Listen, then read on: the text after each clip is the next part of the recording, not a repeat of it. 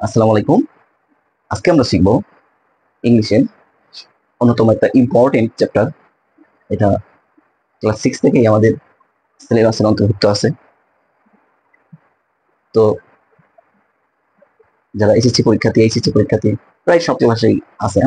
এটা শেখা এবং জানা খুবই গুরুত্বপূর্ণ। বাস্তব জীবনে আমাদের প্রিপোজিশন অনেক ইউজ করতে হয়। তো আজকে আমরা প্রিপোজিশনের ক্লাসটা করব, শেখার চেষ্টা করব। দেখো, প্রিপোজিশন আমি ভিডিও তৈরি করতে সুবিধা পাওয়ার জন্য আগে লিখে রাখছি, ভিডিওটা যাতে ছোট হয়। প্রিপোজিশন এর বাংলা হচ্ছে পদান্বয়ী অব্যয়। আচ্ছা, এই পদান্বয়ী অব্যয়, এখন এই প্রিপোজিশন আমরা ভাঙলে পাবো প্রি আর হচ্ছে পজিশন। এই প্রি আর হচ্ছে পজিশন, এই দুটো শব্দের সমন্বয়ে আমাদের প্রিপোজিশন শব্দটি গঠিত। এখন আমরা জানি প্রি মানে পূর্বে বা আগে, আর পজিশন হচ্ছে অবস্থান। তার মানে কি, অবস্থার মধ্যে কোনো কিছুর একটা অবস্থান বোঝাবে এরকম। তো মোটামুটি প্রিপোজিশনের সংজ্ঞাটা যদি জানতে চাই, সহজভাবে জানা যাবে যে যে সকল ওয়ার্ড বা শব্দ নাউন বা প্রোনাউন বা নাউন ফ্রেজ, কিছু কিছু ফ্রেজ আছে এখানে আমরা লিখব, বা নাউন ফ্রেজ এর পূর্বে বা আগে বসে বাক্যের মধ্যে অন্যান্য শব্দের সাথে সম্পর্ক স্থাপন করে তাকে প্রিপোজিশন বলে। এখানে আমরা কি লিখব, সম্পর্ক স্থাপন করে তাকে প্রিপোজিশন বলে। মোটামুটি এটা আমরা সহজভাবে যদি বলি যে কি, যে সকল ওয়ার্ড নাউন বা প্রোনাউন এর পূর্বে বা আগে বসে বাক্যের মধ্যে অন্যান্য শব্দের সঙ্গে যখন সম্পর্ক স্থাপন করবে তখনই হবে সেটা কি, প্রিপোজিশন। এখন সিম্পলি ভাবে প্রিপোজিশন একটা এক্সাম্পল, যেরকম বলতেছে যে আই গো টু স্কুল। এখানে প্রিপোজিশন কোনটা, এই যে টু, এই টুটাই হচ্ছে প্রিপোজিশন। তাহলে যদি টু না থাকতো আই গো স্কুল, আমি স্কুলে যাচ্ছি, ঠিক আছে, কিন্তু টুটা কি করছে, সম্পর্ক স্থাপন করছে। আই গো টু স্কুল মানে আমি স্কুলের দিকে যাইতেছি বা আমি স্কুলে যাইতেছি, এই একটা সম্পর্ক স্থাপন করছে। যে এখন আরেকটা দেওয়া যায় যে হি কামস ফ্রম ঢাকা। আমাদের ভাষায় কেউ আছে বা তোমাদের ভাষায় কেউ আছে, কোথা থেকে আছে, ঢাকা থেকে আছে। তাহলে হি কামস ঢাকা। তাহলে এখানে এই যে বাক্যের মধ্যে সম্পর্ক কোথা থেকে আছে, এই ফ্রম মানে থেকে, হতে। তাহলে হি কাম ফ্রম ঢাকা। এখন আরেকটা উদাহরণ দেওয়া যায় কি, the cat sit down on the table. বিড়ালটি কি করলো, টেবিলের উপর বসলো। এই যে টেবিলের উপর, কোথায়, টেবিলের, এই যে বাক্যের মধ্যে সম্পর্ক স্থাপন করছে, বিড়ালটি কোথায় বসে, টেবিলের উপর।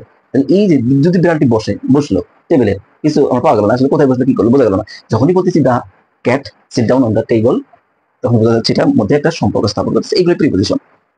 One, two, from. এখন এই যে প্রিপোজিশন শিখতে গিয়ে আমরা বললাম নাউন বা প্রোনাউনের পূর্বে বসে। নাউন বা প্রোনাউন এটা আবার কি, আমরা নাউন জানি বাংলা হচ্ছে বিশেষ্য। কোনো কিছু নামই হচ্ছে নাউন, ঠিক আছে। সহজভাবে বলতে গেলে আমরা জন্মগ্রহণ থেকে, আমাদের যখন জন্মগ্রহণ হয়, এই জন্মগ্রহণ থেকে মৃত্যু পর্যন্ত, কবরে যাওয়া পর্যন্ত, রাখা পর্যন্ত, কবরে শায়িত হওয়া পর্যন্ত কোনো কিছু যদি নাম হয় সেটাই হচ্ছে নাউন। ওকে, ক্লিয়ার? আচ্ছা, প্রোনাউনটা হচ্ছে কি, প্রোনাউনের বাংলা হচ্ছে সর্বনাম। এখন সর্বনামটা হচ্ছে কি, নাউনের পরিবর্তে আমরা যে সকল ওয়ার্ডগুলো ব্যবহার করি সেটা হচ্ছে প্রোনাউন। এখন এই প্রোনাউন আরেকটু উদাহরণ দিয়ে বুঝে দিচ্ছি। যেরকম Akib is a bad boy, Akib একজন খারাপ বালক। এখন আবার যদি বলি যে আকিব ইজ ভেরি ফুল, এটা ভুল হয়ে যাবে আমাদের, কারণ আকিবের পরিবর্তে, ছেলের পরিবর্তে হি। আকিব ছেলে হওয়ার কারণে এখানে কি হলো, হি ইজ ভেরি ফুল, সে খুবই মূর্খ, বা হি ইজ ফুল, সে মূর্খ, বোকা, ঠিক আছে, জ্ঞানহীন, এরকম। তাহলে আকিব হচ্ছে এখন খারাপ বালক, সে হয় মূর্খ। তো এই হিটাই হচ্ছে প্রোনাউন। মোটামুটি আমরা এটুকু বুঝলাম যে প্রিপোজিশন কি, প্রিপোজিশন আসলে কাকে বলে। এই প্রিপোজিশন শিখতে গেলে নাউন বা প্রোনাউন আমাদের একটু জানতে হয়, প্রিপোজিশনের উদাহরণ। ওকে, ক্লিয়ার? এখন আমরা একটা গ্রাফ বা নকশার মাধ্যমে দেখবো আসলে প্রিপোজিশনটা বা প্রিপোজিশন গুলো কোথায়, কখন, কিভাবে বসতেছে। সাপোজ উই এস্টিমেট দ্যাট, এই যে আমি যে সার্কেলটা আঁকলাম, এটা একটা বাগানও করতে পারি, এটা পৃথিবী ধরে করতে পারি, একটা ঘর ধরে করতে পারি, একটা আঙ্গিনা ধরে, মানে বিভিন্ন ক্ষেত্র ধরে আমি জিনিসটা এক্সাম্পল সহকারে প্রিপজিশনের ব্যবহারটা আমরা এখানে শিখতে পারি এই চিত্রের মাধ্যমে বা নকশার মাধ্যমে। এখন এটা ধরলাম একটা রুম, রুম যদি ধরি আমরা, এই রুম ধরলে এটার ভিতরে যেটা হয়, ভিতরে কোনো কিছু ভিতরে বোঝালে সেটা হবে ইন, কোনো কিছু ভিতরে যদি হয় এটা ধরলাম রুম, রুমের ভিতরে এটা কি ইন। আচ্ছা, এখন ভিতরে বোঝালে ইন হইলো, ইন হওয়ার পরে এখন বলতেছেন এটা ধরলাম একটা টেবল, টেবলের সাথে কোনো কিছু যখন লাগিয়ে থাকবে তখন এটাকে বলবো, এই ক্ষেত্রে প্রিপজিশন ইউজ হবে কি অন। কি অন কিভাবে, the cat on the table, the cat sit down on the table, ঠিক আছে, যখন কোনো কিছু লেগে থাকবে সেটা হবে অন।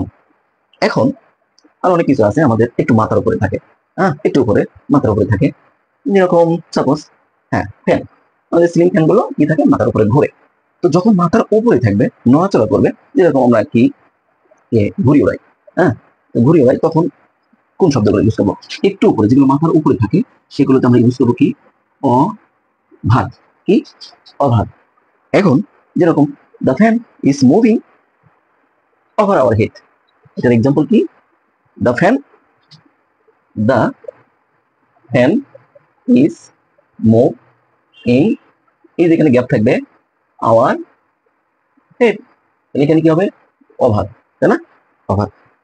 এখন এটা ছাড়া আরো উপরে থাকে একদম আকাশের দিকে, তখন আমরা কি ব্যবহার করবো, একদম খোলা আকাশে যখন থাকবে তখন আমরা ব্যবহার করবো একেবারে আকাশে, তখন আমরা ব্যবহার করবো অ্যাবাব, কি অ্যাবাব, এটাকে অনেকে অ্যাবব বলে, আমরা লিখতেছি কি A B O V E,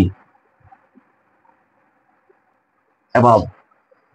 অনেক আকাশে পাখি উঠতেছে, অনেক আকাশে, মানে আকাশ পাখি না, আকাশ আমাদের মাথার অনেক উপরে, ধরা ছোঁয়ার বাইরে, তাহলে কি হবে দ্য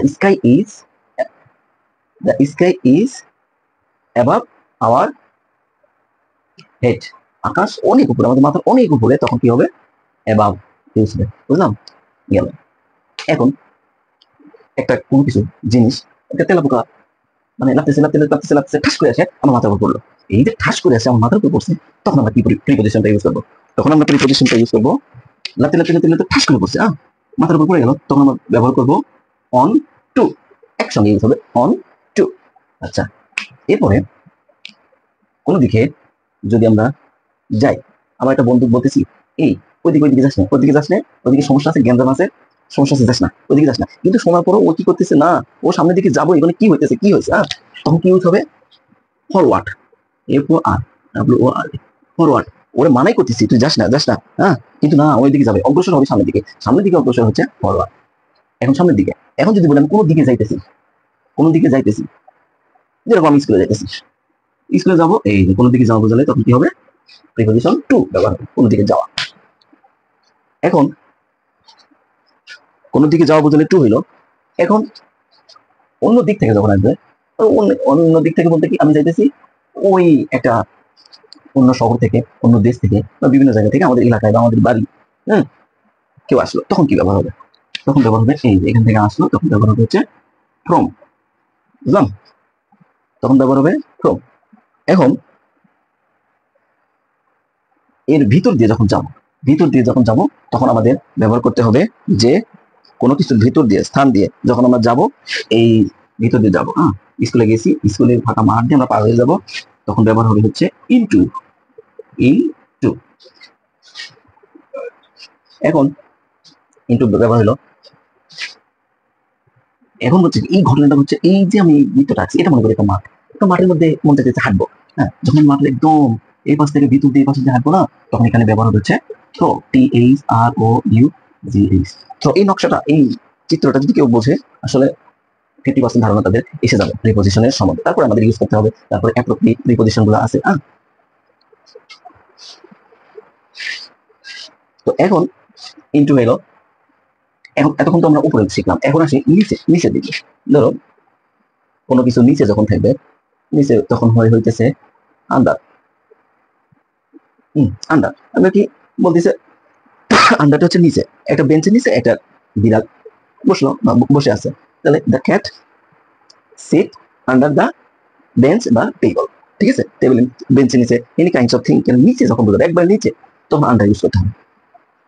আবার অনেক সময় আর মানে নিচে ব্লো, এই ব্লোটা আমরা অনেকেই ইউজ করতে জানি না কোথায়।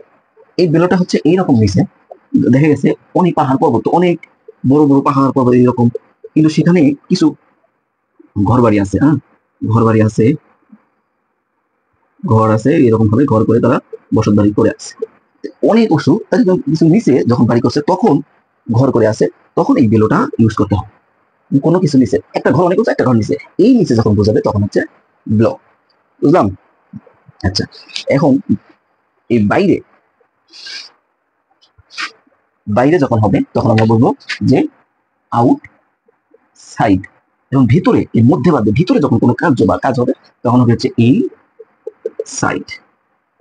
এখন মোটামুটি আমরা প্রিপজিশনের অনেকগুলোই টার্মগুলোই শিখলাম, হ্যাঁ। এখানে এছাড়াও আছে, ধরো আমরা কোনো একটা জিনিস মারলাম বা হত্যা করলাম, দেখা গেছে যে একটা ইঁদুর আমরা মারলাম, এখন ওই জিনিসটা মারতে একটা ইঁদুর, আমি 3 দিয়ে একটা ইঁদুর আঁকাচ্ছি, এটা হতেও না হতে পারে, হ্যাঁ, এরকম একটা ইঁদুর, ইঁদুর এটা কথার কথা, একটা ইঁদুর, এটা এই ইঁদুরটা আমি কি করছি, লাঠি দিয়ে মারছি। তাহলে আমি যখন লাঠি দিয়ে মারলাম যে the cat was killed by stick, এটা লাঠিতে যখন মারবো তখন হবে হচ্ছে উইথ, উইথ, তখন হবে এটা উইথ। এখন এটা যদি বস্তু দিয়ে যখন হইলো তখন উইথ লাঠি, কিন্তু এই ক্যাটটাই যদি কোনো মানুষের দ্বারা মারা হয় বা প্রাণীর দ্বারা মারা হয় তখন হবে বাই, ক্যাটটা আমার দ্বারা মারা হয় তখন এটা ব্যবহার হবে বাই। তাহলে কি বুঝলাম, বস্তুর ক্ষেত্রে হলে উইথ, আর ব্যক্তির ক্ষেত্রে বা প্রাণীর ক্ষেত্রে হলে বাই। তো মোটামুটি প্রিপজিশনের অনেকগুলো আইটেম আমরা শিখলাম। এখান থেকে কথা শিখলে মোটামুটি 50% হয়ে যাবে, আর অনেক প্রিপজিশন আছে এরপর আমরা শিখবো। আরেকটা আছে অ্যাট, হ্যাঁ, অ্যাট, অ্যাট কোথায় হবে? অ্যাট প্রিপজিশনটা বেশিরভাগই হয়, এটা সময়ের ক্ষেত্রে হয়, স্থানের ক্ষেত্রে হয়।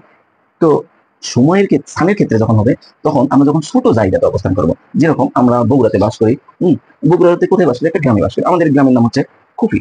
তাহলে I live, I live at Khupi, এই যে আই লিভ অ্যাট খুপি, কোথায়? In, in Bogura. তাহলে বগুড়াটা হচ্ছে এখানে বড় আর খুপিটা হচ্ছে ছোট। যখন ছোট হবে, ছোট স্থান হবে তখন অ্যাট ব্যবহার হবে, আর যখন এই বড় স্থান হবে তার পূর্বে ইন ব্যবহার হবে। বুঝা গেল? আচ্ছা, এখন আরো বিস্তারিত ভাবে আমরা পরে জানবো, মোটামুটি এই কটা ধারণা আগে শিখে রাখি। ওকে, তুমি ভালোভাবে শিখো। Thank you.